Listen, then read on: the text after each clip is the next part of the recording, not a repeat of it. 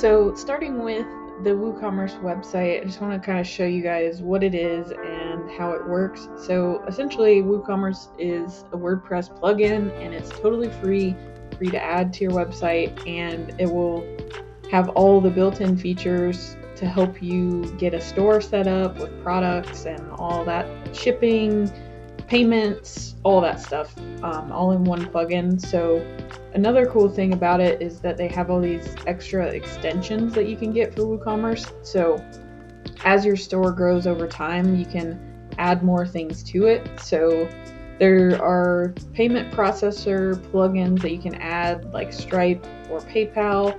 There are subscription extensions. So if you want to sell some sort of like monthly subscription product or like membership or something like that, you can do that with WooCommerce as well. You can add in all sorts of like tracking, analytics, and social media integration. So things like Instagram stores and Facebook stores, you can easily plug your site into using WooCommerce with some of these extensions. There's tons of stuff you can explore in here, extra shipping options and integrations where you can auto calculate shipping costs based on the size of the package, the weight, where it's going, all that stuff. So really robust with what you can do. Basically, the sky is the limit. I'm not going to go too much into detail into that stuff today because I don't want to overwhelm you guys right off the bat, but just know that this stuff is out there for you if you want to experiment with it, and I'll put the link to this in the description as well. So moving on to actually adding it. So I'm just working with a blank demo WordPress site right now, but I'm going to show you guys how to add WooCommerce. So we'll just go to plugins and then add new plugin, and you can search for WooCommerce up here in the top right. And it's going to be this main plugin right here. So we're going to hit install and then we're going to activate it.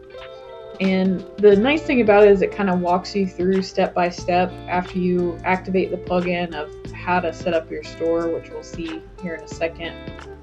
But it is really user friendly, and I think they do a good job of simplifying the e-commerce process because it can be kind of daunting with so many moving parts and pieces. So we're almost there.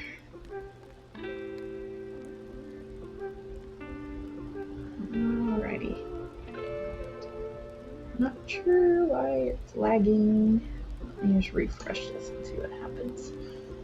I think the internet is struggling a little bit right now.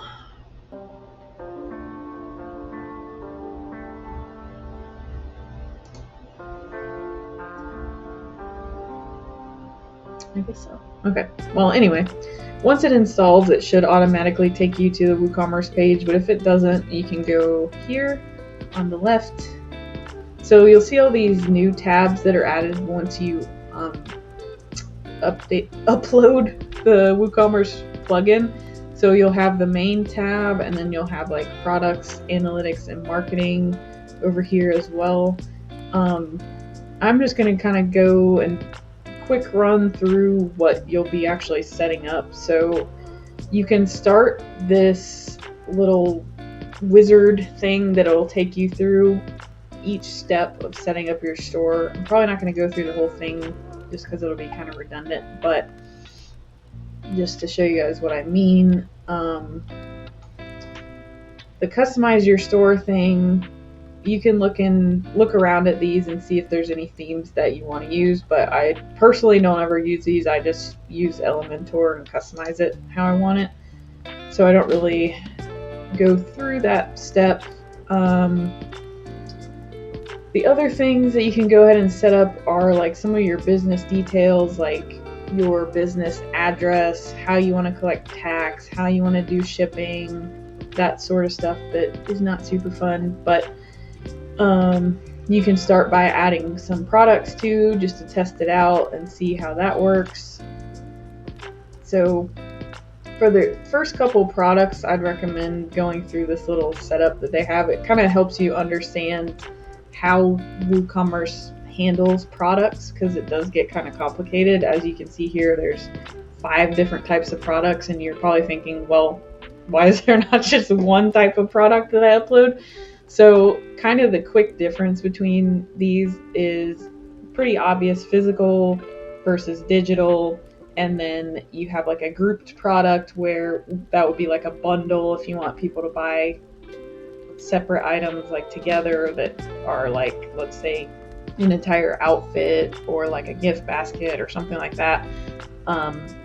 External product would link out to another website, which I personally would never use that one. And then variable product just means that it has different options. So let's say you're selling a t-shirt with your logo on it. You could have black shirts, white shirts, gray shirts, and then within that you could have small, medium, large, XL, 2X, all your different sizes. So that's creating 2 different variables for both color and size. So in that case, you'd want to use a variable product. For just the simple physical product, that's just like a one-of-one item that you're selling that doesn't have any variables. So moving on, I'm just going to pick physical so you can see how these are set up. So a couple basic things that I always make sure to implement are obviously the product name. That's really important. That's going to show up like everywhere throughout your site. The product description, which is going to be like some details about maybe the material, the fabric, the sizing, where it came from, who made it, I don't know.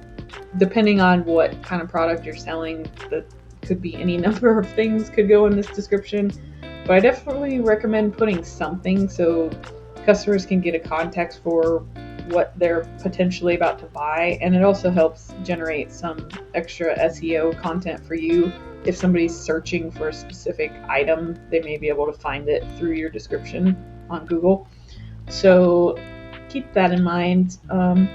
Some other things here, you can check if this is like a digital virtual item or if it's downloadable or both. You can change to one of the other product types here if you need to. You can set the price as well as the sale price if you want to put it on sale. You can also schedule out what dates the product will be on sale. You can manage inventory, so if you have a SKU, you can put that in. If not, you don't have to have one. You can track the quantity of how many items you have available if you need to. Digital products, you probably don't really need that, but physical, you definitely want to keep track of that. Bunch of other settings I'm not going to go too far into, but you can check that out and see if they apply to you. Other things, product categories, that's useful if you want to have different pages for different categories of products like shirts, pants, accessories, whatever. That's useful over here. You can add whatever categories you want. And lastly would be the product images. Obviously these are really important. So this main one is going to be your like thumbnail image everywhere on the site, and then the gallery images are just going to be on that product's page that people can flip through and see different views of that product. So once you've got that stuff filled in, you can either save it as a draft or go ahead and publish it if it's ready to go, and then it will be live on the site. And that's pretty much the gist of the things for products. I'm going to go into some of these settings just so you can see where things are at. So I'm under WooCommerce settings, general. So definitely want to put in a store address for professional business purposes. You know, if somebody needs to return something to you, or this also is applicable for like state taxes and things like that. So make sure you put in that information, put in where you want to be able to sell to, if it's going to be worldwide, if it's going to be certain countries or certain states even. Make sure you adjust all of that in here. Enabling tax rates, obviously this is really important too, but this gets really complicated really fast. So just look into your state taxes or your country taxes and make sure you're calculating the percentage that you need to be for sales tax, just to make sure nobody comes after you. Coupons, we have those, I'll talk about in a second. You can change your currency option to wherever you're at. You can change kind of like the formatting of the currency symbols and decimals and stuff like that too, if you need to. Probably not in the US, but maybe if you're outside of the US. Moving on to products. What do we have here? Nothing too crazy that I would edit on this page. Maybe just the weight and dimensions if you want to change those to whatever you use in your country. Enable or disable product reviews and star ratings. I'm going to skim over some things. So shipping, this one's important too. Make sure to add shipping zones based on what states, what countries you're going to be shipping to, and you can apply different settings to each one. So like international shipping could cost more than local shipping and that kind of stuff. So that's what you'll do in this section, and make sure you just skim through all these shipping settings to make sure everything's set up properly, because you don't want to get an order and then not be able to fulfill it. So that's definitely important. Payments are also very important. So there's some default stuff in here from WooCommerce. Personally, I don't use any of these settings. I just have them toggled off, and then I add from the WooCommerce extensions this Stripe extension, which you can download for free and add on your site. You can also do PayPal if you prefer that. So you just make sure you have either a Stripe or a PayPal account set up, and then it will walk you through the steps of how to integrate your account. So that way, when somebody buys something on the site, it automatically moves that money into your account. So that's basically how that works. And once you add that extension, it will show up in here, and you can toggle it on or off and make sure all the settings are in place for that. Next, have accounts. Don't edit too much stuff on this page. You can kind of tweak these if you want to. If you want to force people to make an account before they can check out, or if you want to allow them to check out as a guest, things like that. Emails. So the default email recipient is going to be whatever your WordPress admin email is. So that's going to be under settings in general. Just check to make sure you have the right email in there if you want to receive them, or if you want somebody else to receive these. So what's going to happen is every time somebody places an order on your site, it's going to send you an email like, hey, you got a new order, make sure you process it or ship it or do whatever you need to do. So that's just kind of nice to have the reminder. Same with if somebody cancels an order, or if they try to pay and their payment method doesn't go through for some reason, it will give you that notification. That's kind of nice to have on. I find that some do come through, and it's usually just the person put their credit card number in wrong, or their bank declined it or something like that. But sometimes it means that like your payment processor isn't set up correctly, so you definitely want to stay on top of that if that does happen. So yeah, you can also add more people to the emails if you want. Like if you have employees or other people in the business and you want to add, all you do is just add a comma and then type in the rest of the email addresses you want to be on those. And you can tweak what the subject and the content of the email is if you want to. I usually just leave it about the same. And also on this emails page here at the bottom, this is commonly overlooked.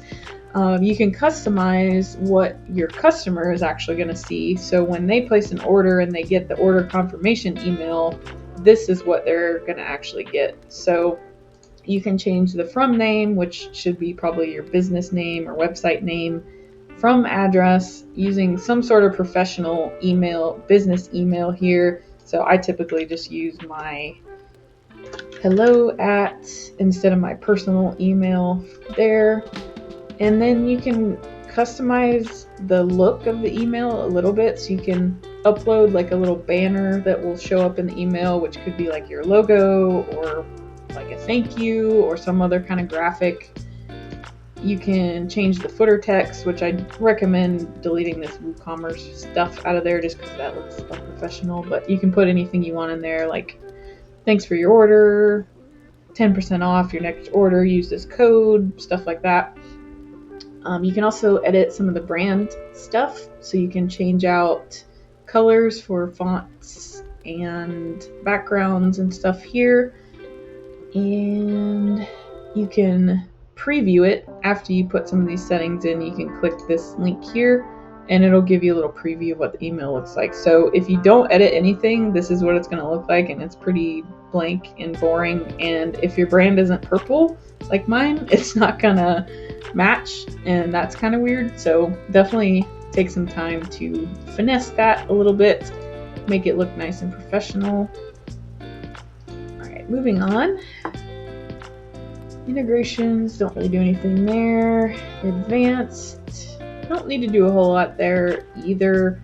I would put force secure checkout to make sure that it's always using your SSL certificate, and it's always a secure form when somebody's putting in their payment information and stuff like that, just to avoid any future headaches or hacking or anything like that. Make sure that's checked.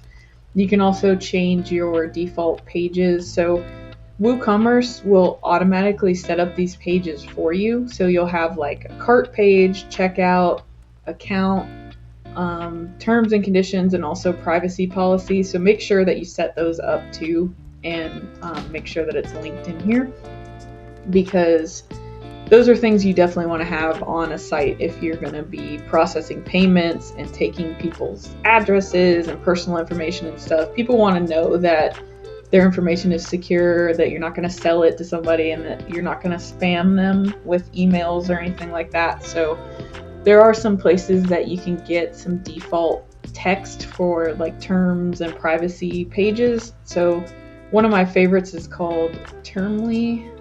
I'll put the link to this in the description.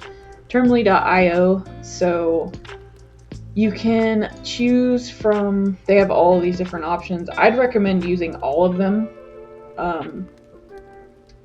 Specifically privacy policy, terms, return policy, and shipping. If you are going to have physical products, all those are super important. People are going to be looking for that information, and it needs to be there, and you need to have methods in place in case somebody does have to return something or cancel their order, or their order gets lost, or something crazy happens. You want to make sure you have a plan for that.